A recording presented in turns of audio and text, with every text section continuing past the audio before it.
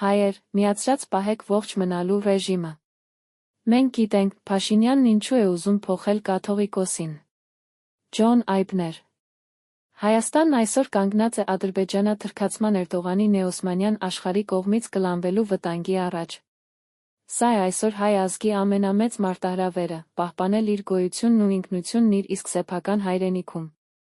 Այս մասին իր երևանյան այցի ընթացքում ասել է Քրիստոնեական համերաշխություն միջազգային (ՔՍՀ) իրավապաշտպան կազմակերպության նախագահ Ջոն Այբները, խոսելով Արցախում հայ բնակչության նկատմամբ Ադրբեջանի կողմից իրականացված էթնոկրոնական զտումների, Հայաստանում մարդու իրավունքների վիճակի, իշխանությունների կողմից իրականացվող բռնաճնշումների, եկեղեցու հոգորականների հալածանքների հավատքի կարևորագույն նշանակության մասին հայ ժողովրդի համար։ Իրավապաշտպանի խոսքով Ղարաբաղում տեղի է ունեցել էթնոկրոնական զտում, այժմ վտանգը հասել է Հայաստանի Հանրապետությանը։ Մեծ հարց է, կկարողանա՞ արդյոք Հայաստանի Հանրապետությունը պահպանել իր գոյությունը, ասել է իրավապաշտպանը։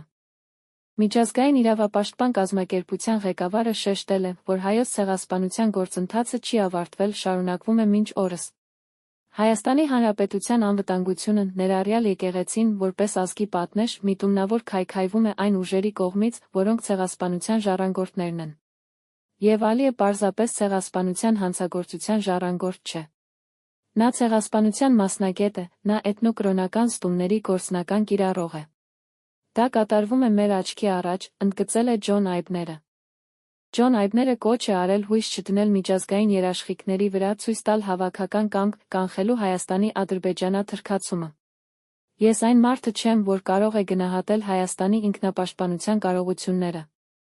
Դա իմ ոլորտը չէ, բայց ես մի բան հաստատ գիտեմ, որ միակ երաշխիքը կարող է գալ Հայաստանի ներսից։ Այն պետք է սկսվի ողջ մնալու, փրկվելու, գոյատևելու կամքից։ Այն պետք է սկսվի հոգևոր ուժից, քրիստոնեական հավատքի ու ավանդույթների նորոգումից, նշել է նա։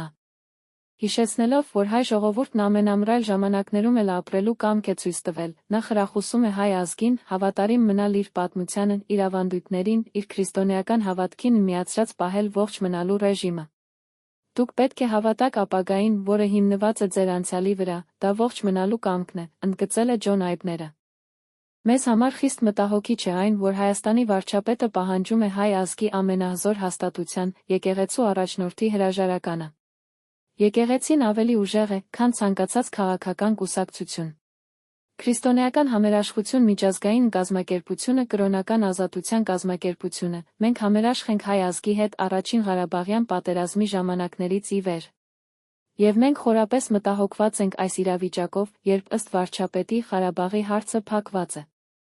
Ժողովուրդը տեղահանվել է։ Ղարաբաղում տեղի է ունեցել էթնոկրոնական զտում։ Եվ այժմ վտանգը հասել է Հայաստանի Հանրապետությանը։ Մեծ հարց է, կկարողանա՞ արդյոք Հայաստանի Հանրապետությունը պահպանել իր գոյությունը։